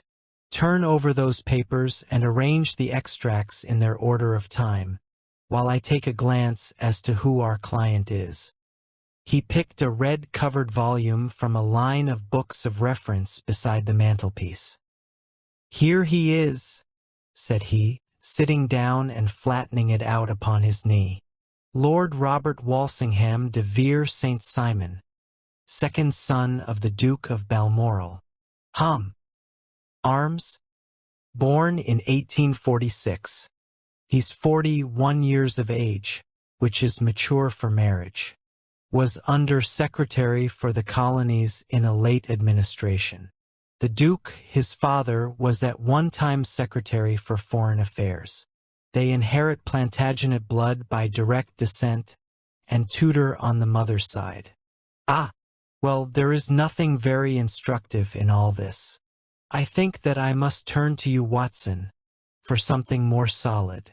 I have very little difficulty in finding what I want, said I, for the facts are quite recent, and the matter struck me as remarkable. I feared to refer them to you, however, as I knew that you had an inquiry on hand and that you disliked the intrusion of other matters. Oh, you mean the little problem of the Grosvenor Square furniture van. That is quite cleared up now, though indeed it was obvious from the first. Pray give me the results of your newspaper selections. Here is the first notice which I can find. It is in the personal column of the Morning Post and dates, as you see, some weeks back. A marriage has been arranged, it says, and will, if rumor is correct, very shortly take place between Lord Robert St. Simon, second son of the Duke of Balmoral, and Miss Hattie Doran, the only daughter of Aloysius Doran, Esq. of San Francisco, California, USA. That is all. Terse and to the point, remarked Holmes, stretching his long, thin legs towards the fire. There was a paragraph amplifying this in one of the society papers of the same week. Ah, here it is. There will soon be a call for protection in the marriage market, for the present free trade principle appears to tell heavily against our home product. One by one, the management of the noble houses of Great Britain is passing into the hands of our fair cousins from across the Atlantic. An important addition has been made during the last week to the list of the prizes which have been borne away by these charming invaders.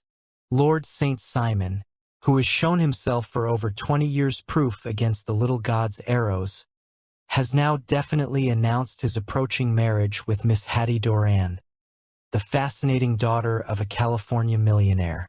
Miss Doran, whose graceful figure and striking face attracted much attention at the Westbury House festivities, is an only child, and it is currently reported that her marriage will run to considerably over the 6 figures, with expectancies for the future. As it is an open secret that the Duke of Balmoral has been compelled to sell his pictures within the last few years, and as Lord St. Simon has no property of his own save the small estate of Birchmoor, it is obvious that the Californian heiress is not the only gainer by an alliance which will enable her to make the easy and common transition from a Republican lady to a member of the British nobility. "Anything else?" asked Holmes, yawning. "Oh yes, plenty. Then there is another note in the Morning Post to say that the marriage would be an absolutely quiet one, that it would be at St. George's, Hanover Square, that only half a dozen intimate friends would be invited, and that the party would return to the furnished house at Lancaster Gate which has been taken by Mr. Aloysius Doran. 2 days later, that is, on Wednesday last, there is a curt announcement that the wedding had taken place, and that the honeymoon would be passed at Lord Backwater's place, near Petersfield. Those are all the notices which appeared before the disappearance of the bride." "Before the what?" asked Holmes with a start. "The vanishing of the lady." "When did she vanish, then?" "At the wedding breakfast."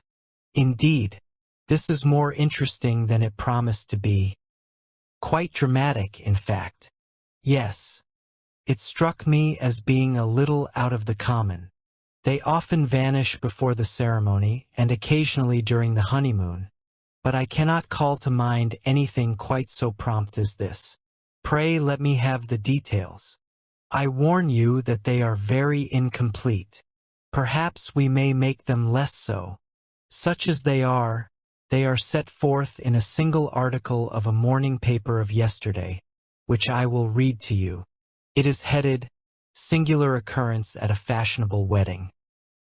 The family of Lord Robert St. Simon has been thrown into the greatest consternation by the strange and painful episodes which have taken place in connection with his wedding.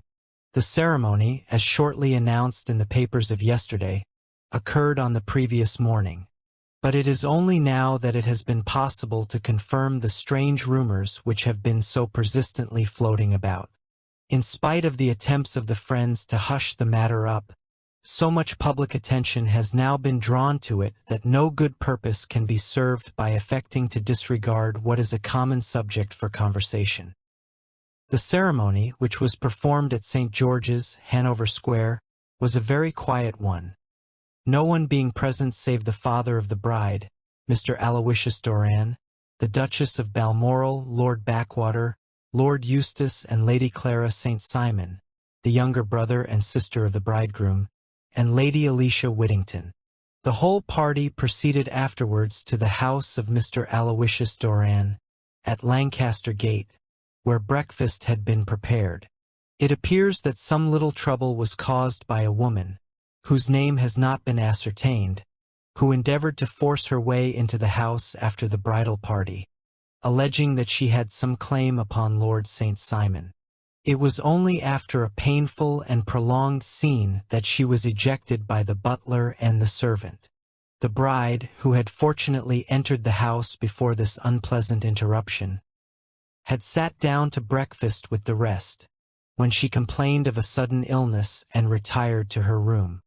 Her prolonged absence having caused some comment, her father followed her, but learned from her maid that she had only come up to her chamber for an instant, caught up a coat and bonnet, and hurried down to the passage. One of the servants declared that he had seen a lady leave the house thus apparelled, but had refused to credit that it was his mistress, believing her to be with the company.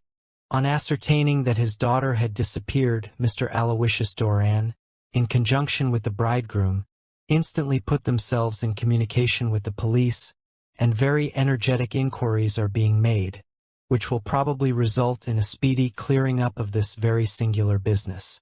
Up to a late hour last night, however, nothing had transpired as to the whereabouts of the missing lady. There are rumors of foul play in the matter, and it is said that the police have caused the arrest of the woman who had caused the original disturbance, in the belief that, from jealousy or some other motive, she may have been concerned in the strange disappearance of the bride. And is that all? Only one little item in another of the morning papers, but it is a suggestive one. And it is that Miss Flora Miller, the lady who had caused the disturbance, has actually been arrested. It appears that she was formerly a dancer at the Allegro, and that she has known the bridegroom for some years. There are no further particulars, and the whole case is in your hands now, so far as it has been set forth in the public press. And an exceedingly interesting case it appears to be. I would not have missed it for worlds. But there is a ring at the bell, Watson, and as the clock makes it a few minutes after 4, I have no doubt that this will prove to be our noble client. Do not dream of going, Watson, for I very much prefer having a witness, if only as a check to my own memory. Lord Robert St. Simon, announced our page boy, throwing open the door. A gentleman entered, with a pleasant, cultured face, high-nosed and pale, with something perhaps of bad temper about the mouth, and with the steady, well-opened eye of a man whose pleasant lot it had ever been to command and to be obeyed. His manner was brisk, and yet his general appearance gave an undue impression of age, for he had a slight forward stoop and a little bend of the knees as he walked. His hair, too, as he swept off his very curly-brimmed hat, was gray round the edges and thin upon the top. As to his dress, it was careful to the verge of vanity, with high collar, black frock coat, white waistcoat, yellow gloves, patent leather shoes. He advanced slowly into the room, turning his head from left to right, and swinging in his right hand the cord which held his golden eyeglasses. "Good day, Lord St. Simon," said Holmes, rising and bowing. "Pray take the basket chair. This is my friend and colleague, Dr. Watson. Draw up a little to the fire, and we will talk this matter over. A most painful matter to me, as you can most readily imagine, Mr. Holmes. I have been cut to the quick. I understand that you have already managed several delicate cases of this sort, sir, though I presume that they were hardly from the same class of society. No, I am descending. I beg pardon. My last client of the sort was a king." "Oh, really? I had no idea. And which king?" "The king of Scandinavia." "What? Had he lost his wife?" "You can understand," said Holmes, "that I extend to the affairs of my other clients the same secrecy which I promised to you in yours." "Of course. Very right. Very right. I'm sure I beg pardon. As to my own case, I am ready to give you any information which may assist you in forming an opinion." "Thank you. I have already learned all that is in the public prints, nothing more. I presume that I may take it as correct. This article, for example, as to the disappearance of the bride. Lord St. Simon glanced over it. Yes, it is correct as far as it goes. But it needs a great deal of supplementing before anyone could offer an opinion. I think that I may arrive at my facts most directly by questioning you. Pray do so. When did you first meet Miss Hattie Doran? In San Francisco, a year ago. You were traveling in the States? Yes. Did you become engaged then? No. But you were on a friendly footing? I was amused by her society, and she could see that I was amused. Her father is very rich? He is said to be the richest man on the Pacific Slope. And how did he make his money? In mining. He had nothing a few years ago. Then he struck gold, invested it, and came up by leaps and bounds.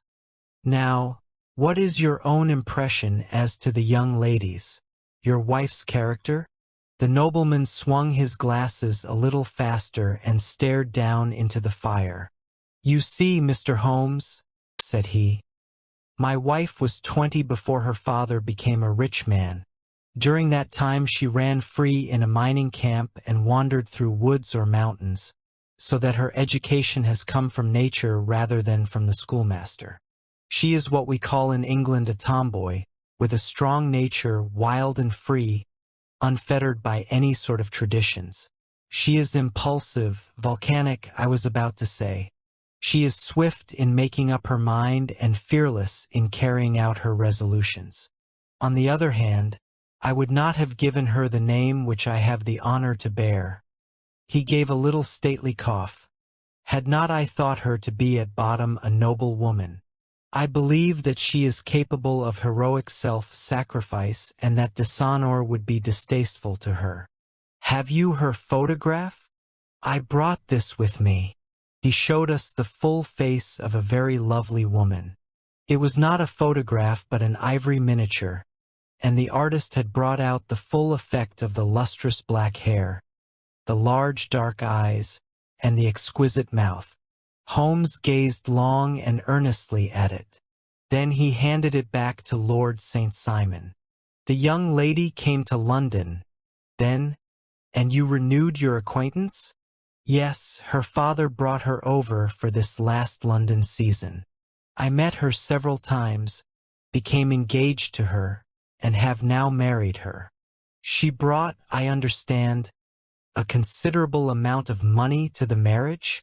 A fair amount, not more than is usual in my family. And this, of course, remains to you, since the marriage is a fait accompli? I really have made no inquiries on the subject. Very naturally not. Did you see Miss Doran on the day before the wedding? Yes. Was she in good spirits? Never better. She kept talking of what we should do in our future lives. Indeed, that is very interesting. And on the morning of the wedding, she was as bright as possible, at least until after the ceremony. And did you observe any change in her then? Well, to tell the truth, I saw then the first signs that I had ever seen that her temper was just a little sharp. The incident, however, was too trivial to relate and can have no possible bearing upon the case. Pray let us have it, for all that. Oh, it is childish. She dropped her bouquet as we're leaving the church. She was passing the front pew at the time, and it fell over into the pew. There was a moment's delay, but the gentleman in the pew handed it up to her again, and it did not appear to be the worse for the fall. Yet when I spoke to her of the matter, she answered me abruptly. And in the carriage, on our way home, she seemed absurdly agitated over this trifling cause. Indeed, you say that there was a gentleman in the pew. Some of the general public were present. Then, oh yes, it is impossible to exclude them when the church is open. This gentleman was not one of your wife's friends? No, no, I call him a gentleman by courtesy, but he was quite a common-looking person. I hardly noticed his appearance. But really I think that we are wandering rather far from the point. Lady St. Simon, then, returned from the wedding in a less cheerful frame of mind than she had gone to it. What did she do on re-entering her father's house? I saw her in conversation with her maid. And who is her maid? Alice is her name. She is an American and came from California with her. A confidential servant? A little too much so. It seemed to me that her mistress allowed her to take great liberties. Still, of course, in America they look upon these things in a different way. How long did she speak to this Alice? Oh, a few minutes. I had something else to think of. You did not overhear what they said? Lady St. Simon said something about jumping a claim. She was accustomed to use slang of the kind. I have no idea what she meant. American slang is very expressive sometimes. And what did your wife do when she finished speaking to her maid? She walked into the breakfast room. On your arm. No, alone. She was very independent in little matters like that. Then, after we had sat down for 10 minutes or so, she rose hurriedly, muttered some words of apology, and left the room. She never came back. But this maid, Alice, as I understand, deposes that she went to her room, covered her bride's dress with a long coat, put on a bonnet, and went out. Quite so. And she was afterwards seen walking into Hyde Park in company with Flora Miller, a woman who is now in custody, and who had already made a disturbance at Mr. Doran's house that morning. Ah, yes, I should like a few particulars as to this young lady, and your relations to her. Lord St. Simon shrugged his shoulders and raised his eyebrows. We have been on a friendly footing for some years. I may say on a very friendly footing. She used to be at the Allegro. I have treated her generously, and she had no just cause of complaint against me. But you know what women are, Mr. Holmes. Flora was a dear little thing, but exceedingly hot-headed and devotedly attached to me. She wrote me dreadful letters when she heard that I was about to be married, and, to tell the truth, the reason why I had the marriage celebrated so quietly was that I feared lest there might be a scandal in the church. She came to Mr. Doran's door just after we returned, and she endeavored to push her way in, uttering very abusive expressions towards my wife, and even threatening her. But I had foreseen the possibility of something of the sort, and I had 2 police fellows there in private clothes, who soon pushed her out again. She was quiet when she saw that there was no good in making a row. Did your wife hear all this? No, thank goodness she did not. And she was seen walking with this very woman afterwards? Yes, that is what Mr. Lestrade of Scotland Yard looks upon as so serious. It is thought that Flora decoyed my wife out and laid some terrible trap for her. Well, it is possible. You think so too? I did not say a probable one. But you do not yourself look upon this as likely. I do not think Flora would hurt a fly. Still, jealousy is a strange transformer of characters. Pray, what is your own theory as to what took place? Well, really, I came to seek a theory, not to offer one. I have given you all the facts. Since you ask me, however, I may say that it has occurred to me as possible that the excitement of this affair, the consciousness that she had made so immense a social stride, had the effect of causing some little nervous disturbance in my wife. In short, that she had become suddenly disturbed? Well, really, when I consider that she has turned her back, I will not say upon me, but upon so much that many have aspired to without success, I can hardly explain it in any other fashion. Well, certainly that is also a conceivable hypothesis, said Holmes, smiling. And now, Lord St. Simon, I think that I have nearly all my data. May I ask whether you were seated at the breakfast table so that you could see out of the window? We could see the other side of the road and the park. Quite so. Then I do not think that I need to detain you longer. I shall communicate with you. Should you be fortunate enough to solve this problem, said our client, rising. I have solved it. Eh? What was that? I say that I have solved it. Where, then, is my wife? That is a detail which I shall speedily supply. Lord St. Simon shook his head. I am afraid that it will take wiser heads than yours or mine, he remarked, and bowing in a stately, old-fashioned manner he departed. It is very good of Lord St. Simon to honor my head by putting it on a level with his own, said Sherlock Holmes, laughing. I think that I shall have a whiskey and soda and a cigar after all this cross-questioning. I had formed my conclusions as to the case before our client came into the room.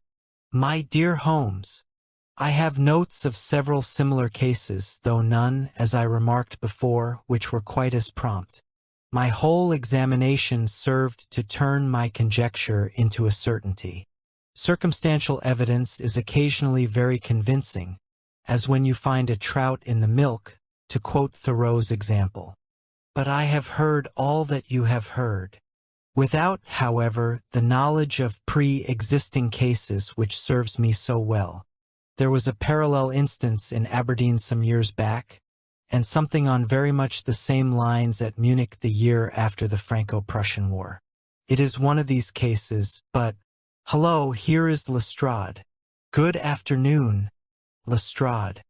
You will find an extra tumbler upon the table, and there are cigars in the box.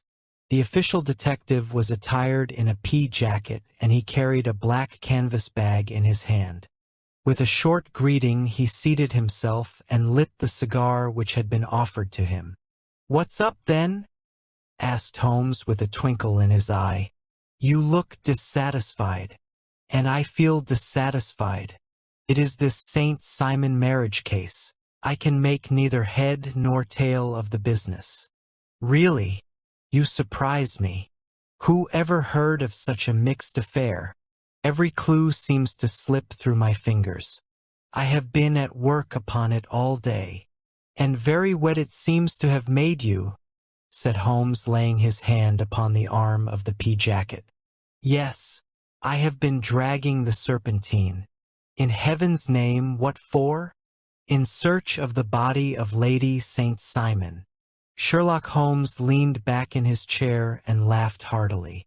"Have you dragged the basin of Trafalgar Square fountain?" he asked. "Why? What do you mean?" "Because you have just as good a chance of finding this lady in the one as in the other." Lestrade shot an angry glance at my companion. "I suppose you know all about it," he snarled.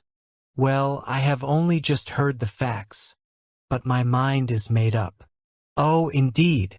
Then you think that the Serpentine plays no part in the matter." "I think it very unlikely." "Then perhaps you will kindly explain how it is that we found this in it?" He opened his bag as he spoke, and tumbled onto the floor a wedding dress of watered silk, a pair of white satin shoes, and a bride's wreath and veil, all discolored and soaked in water. "There," said he, putting a new wedding ring upon the top of the pile. "There is a little nut for you to crack, Master Holmes." "Oh, indeed," said my friend, blowing blue rings into the air. "You dragged them from the Serpentine?" No. "They were found floating near the margin by a park keeper. They have been identified as her clothes, and it seemed to me that if the clothes were there the body would not be far off. By the same brilliant reasoning, every man's body is to be found in the neighborhood of his wardrobe. And pray, what did you hope to arrive at through this?" "At some evidence implicating Flora Miller in the disappearance." "I am afraid that you will find it difficult." "Are you indeed now?" cried Lestrade with some bitterness. "I am afraid, Holmes, that you are not very practical with your deductions and your inferences. You have made 2 blunders in as many minutes. This dress does implicate Miss Flora Miller. And how? In the dress is a pocket. In the pocket is a card case. In the card case is a note.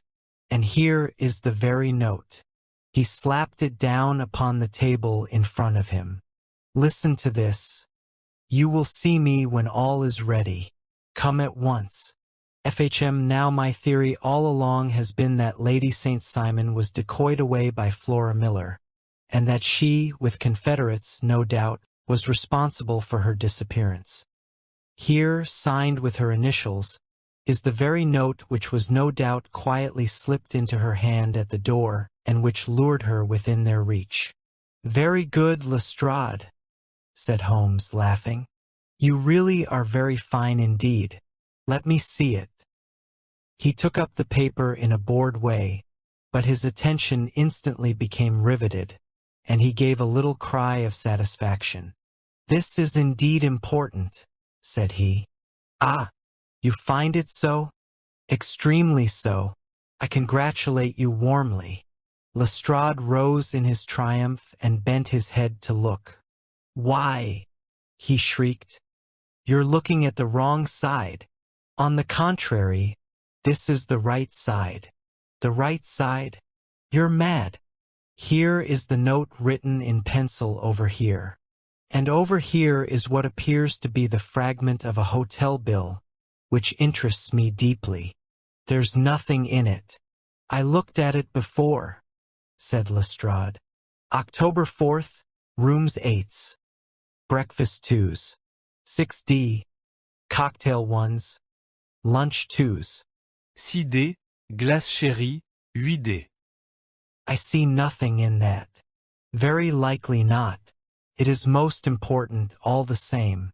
As to the note, it is important also, or at least the initials are, so I congratulate you again.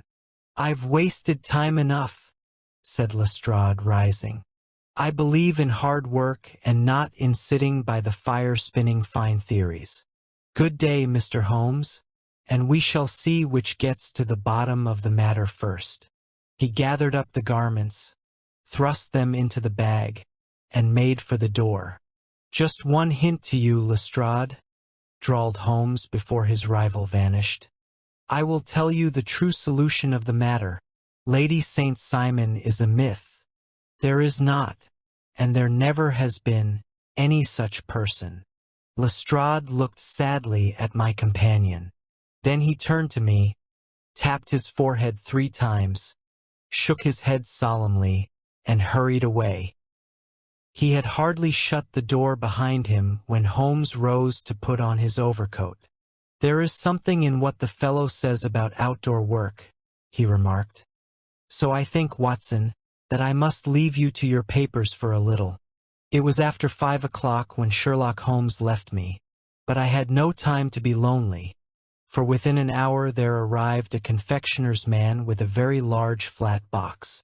This he unpacked with the help of a youth whom he had brought with him, and presently, to my very great astonishment, a quite delicious-looking cold supper began to be laid out upon our humble lodging-house table.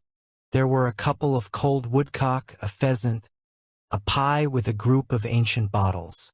Having laid out all these luxuries, my 2 visitors vanished away, like the genie of the Arabian Nights, with no explanation save that the things had been paid for and were ordered to this address. Just before 9 o'clock Sherlock Holmes stepped briskly into the room. His features were gravely set, but there was a light in his eye which made me think that he had not been disappointed in his conclusions. "They have laid the supper, then?" he said, rubbing his hands. "You seem to expect company. They have laid for 5. "Yes, I fancy we may have some company dropping in," said he. "I am surprised that Lord St. Simon has not already arrived. Ah! I fancy that I hear his step now upon the stairs." It was indeed our visitor of the afternoon who came bustling in, dangling his glasses more vigorously than ever, and with a very perturbed expression upon his aristocratic features. "My messenger reached you, then?" asked Holmes. "Yes, and I confess that the contents startled me beyond measure." "Have you good authority for what you say?" "The best possible." Lord St. Simon sank into a chair and passed his hand over his forehead. "What will the Duke say?" he murmured. "When he hears that one of the family has been subjected to such humiliation, it is the purest accident. I cannot allow that there is any humiliation." "Ah, you look on these things from another standpoint. I fail to see that anyone is to blame. I can hardly see how the lady could have acted otherwise, though her abrupt method of doing it was undoubtedly to be regretted. Having no mother, she had no one to advise her at such a crisis." "It was a slight, sir, a public slight," said Lord St. Simon, tapping his fingers upon the table. "You must make allowance for this poor girl, placed in so unprecedented a position." "I will make no allowance. I am very angry indeed, and I have been shamefully used." "I think that I heard a ring," said Holmes. "Yes, there are steps on the landing.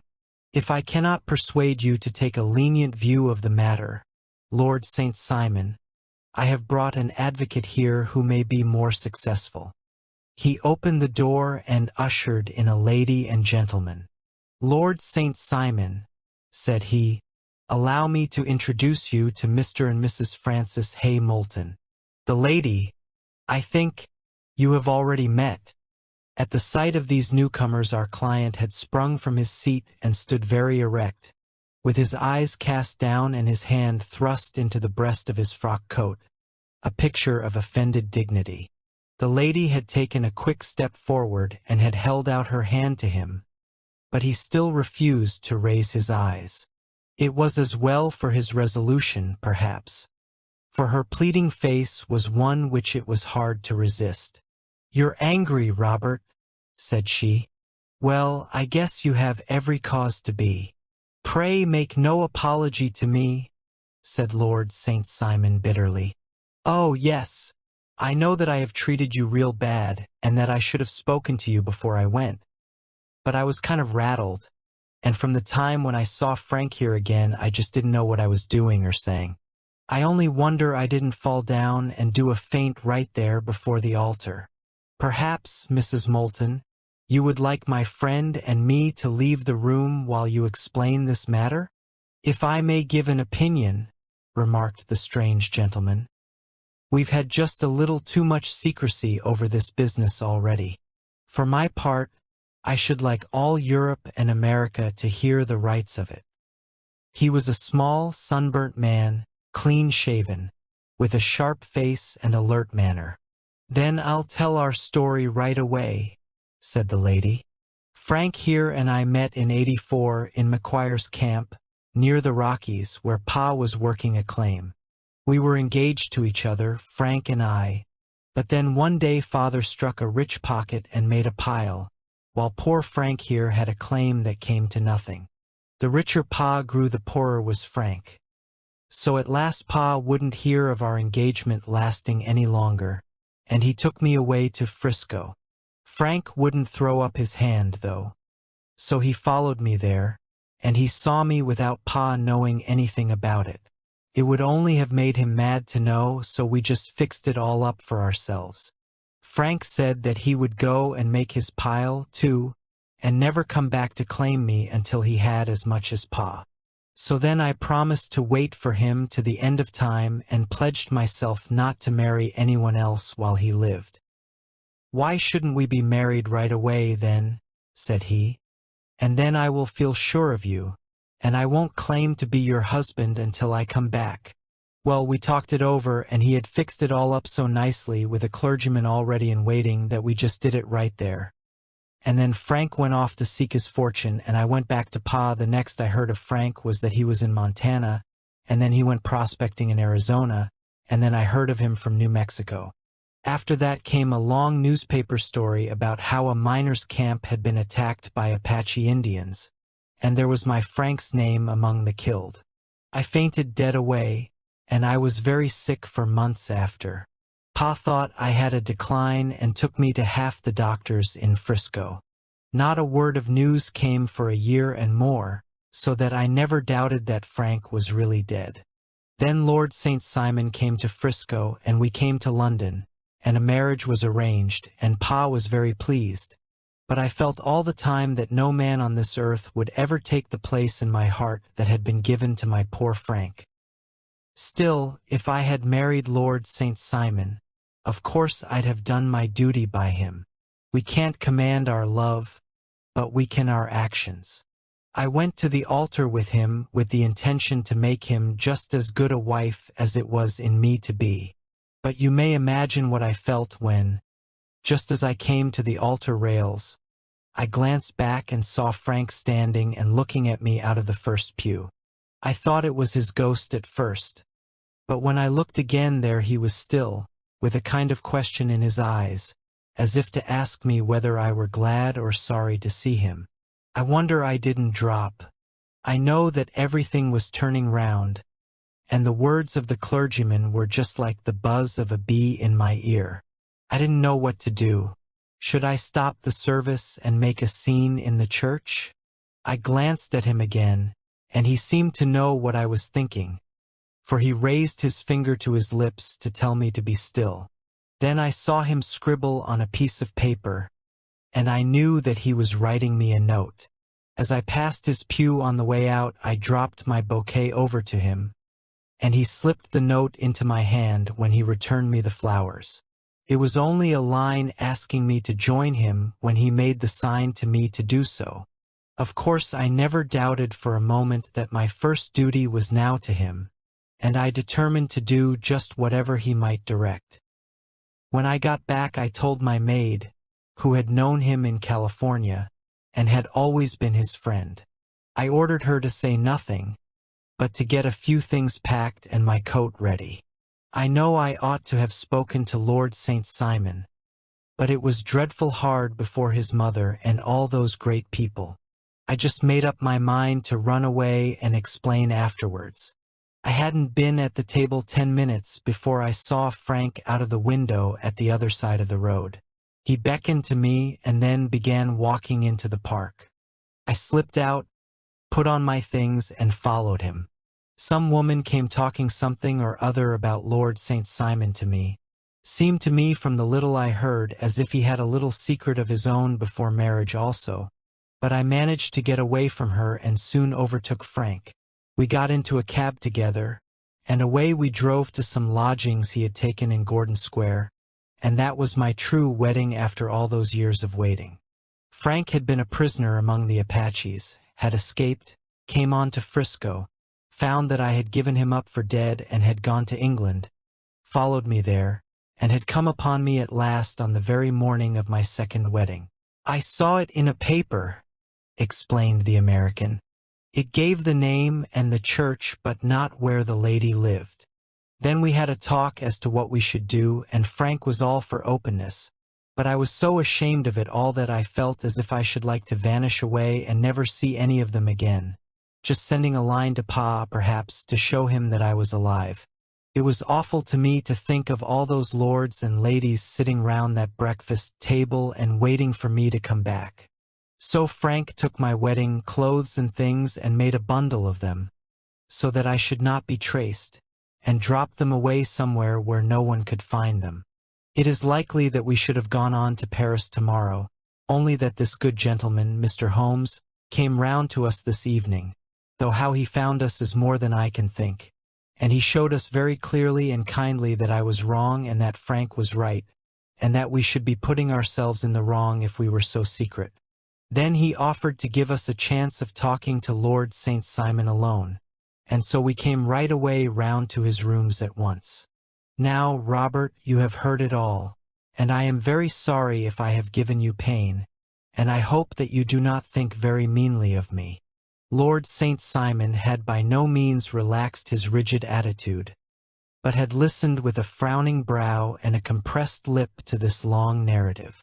"Excuse me," he said. But it is not my custom to discuss my most intimate personal affairs in this public manner. Then you won't forgive me? You won't shake hands before I go? Oh, certainly, if it would give you any pleasure. He put out his hand and coldly grasped that which she extended to him. I had hoped, suggested Holmes, that you would have joined us in a friendly supper. I think that there you ask a little too much, responded his lordship. I may be forced to acquiesce in these recent developments, but I can hardly be expected to make merry over them.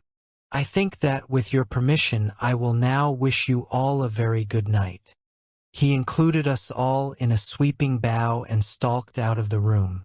Then I trust that you at least will honor me with your company, said Sherlock Holmes.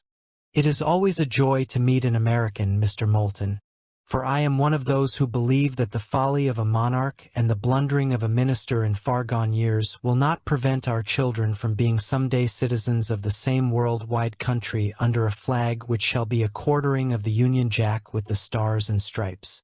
The case has been an interesting one, remarked Holmes when our visitors had left us, because it serves to show very clearly how simple the explanation may be of an affair which at first sight seems to be almost inexplicable.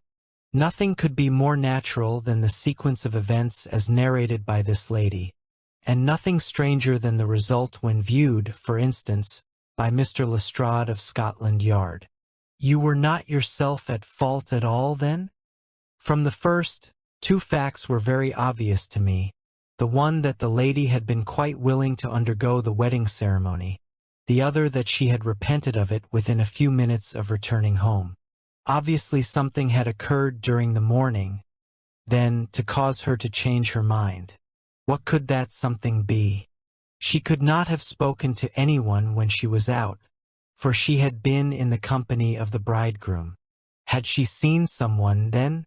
If she had, it must be someone from America, because she had spent so short a time in this country that she could hardly have allowed anyone to acquire so deep an influence over her that the mere sight of him would induce her to change her plans so completely. You see, we have already arrived, by a process of exclusion, at the idea that she might have seen an American. Then who could this American be, and why should he possess so much influence over her? It might be a lover, it might be a husband. Her young womanhood had, I knew, been spent in rough scenes and under strange conditions. So far I had got before I ever heard Lord St. Simon's narrative. When he told us of a man in a pew, of the change in the bride's manner, of so transparent a device for obtaining a note as the dropping of a bouquet, of her resort to her confidential maid, and of her very significant allusion to claim jumping, which in miner's language means taking possession of that which another person has a prior claim to, the whole situation became absolutely clear. She had gone off with a man, and the man was either a lover or was a previous husband, the chances being in favor of the latter. And how in the world did you find them? It might have been difficult, but friend Lestrade held information in his hands the value of which he did not himself know. The initials were, of course, of the highest importance, but more valuable still was it to know that within a week he had settled his bill at one of the most select London hotels. How did you deduce the select? By the select prices. 8 shillings for a bed and 8 pence for a glass of sherry pointed to one of the most expensive hotels. There are not many in London which charge at that rate. In the second one, which I visited in Northumberland Avenue, I learned by an inspection of the book that Francis H. Moulton, an American gentleman, had left only the day before, and on looking over the entries against him, I came upon the very items which I had seen in the duplicate bill. His letters were to be forwarded to 226 Gordon Square. So there I traveled, and being fortunate enough to find the loving couple at home, I ventured to give them some paternal advice and to point out to them that it would be better in every way that they should make their position a little clearer both to the general public and to Lord St. Simon in particular. I invited them to meet him here, and, as you see, I made him keep the appointment. But with no very good result, I remarked. His conduct was certainly not very gracious. Ah, Watson, said Holmes, smiling. Perhaps you would not be very gracious either, if, after all the trouble of wooing and wedding, you found yourself deprived in an instant of wife and of fortune. I think that we may judge Lord St. Simon very mercifully and thank our stars that we are never likely to find ourselves in the same position. Draw your chair up and hand me my violin. For the only problem we have still to solve is how to while away these bleak autumn evenings. The adventure of the barrel coronet. Holmes, said I as I stood one morning in our bow window looking down the street. Here is a madman coming along. It seems rather sad that his relatives should allow him to come out alone. My friend rose lazily from his armchair and stood with his hands in the pockets of his dressing gown, looking over my shoulder. It was a bright, crisp February morning, and the snow of the day before still lay deep upon the ground, shimmering brightly in the wintry sun. Down the center of Baker Street it had been plowed into a brown crumbly band by the traffic, but at either side and on the heaped-up edges of the footpaths it still lay as white as when it fell. The gray pavement had been cleaned and scraped, but was still dangerously slippery, so that there were fewer passengers than usual. Indeed, from the direction of the Metropolitan Station no one was coming save the single gentleman whose eccentric conduct had drawn my attention. He was a man of about 50, tall, large, and imposing, with a massive, strongly marked face and a commanding figure. He was dressed in a dark yet rich style, in black frock coat, shining hat, and well-cut pearl-gray trousers. Yet his actions were in absurd contrast to the dignity of his dress and features, for he was running hard, with occasional little springs, such as a weary man gives who is little accustomed to set any tax upon his legs. As he ran he jerked his hands up and down, waved his head around, and writhed his face into the most extraordinary contortions. "What on earth can be the matter with him?" I asked. "He is looking up at the numbers of the houses." "I believe that he is coming here," said Holmes, rubbing his hands. "Here? Yes. I rather think he is coming to consult me professionally. I think that I recognize the symptoms. Ah, did I not tell you?" As he spoke, the man, puffing and blowing, rushed at our door and pulled at our bell until the whole house resounded with the clanging. A few moments later he was in our room, still puffing, still gesturing, but with so fixed a look of grief and despair in his eyes that our smiles were turned in an instant to horror and pity. For a while he could not get his words out, but swayed his body and plucked at his hair like one who has been driven to the extreme limits of his reason. Then, suddenly springing to his feet, he beat his head against the wall with such force that we both rushed upon him and tore him away to the center of the room. Sherlock Holmes pushed him down into the easy chair and, sitting beside him, patted his hand and chatted with him in the easy, soothing tones which he knew so well how to employ. "You have come to me to tell your story, have you not?" said he. "You are fatigued with your haste. Pray wait until you have recovered yourself, and then I shall be most happy to look into any little problem which you may submit to me."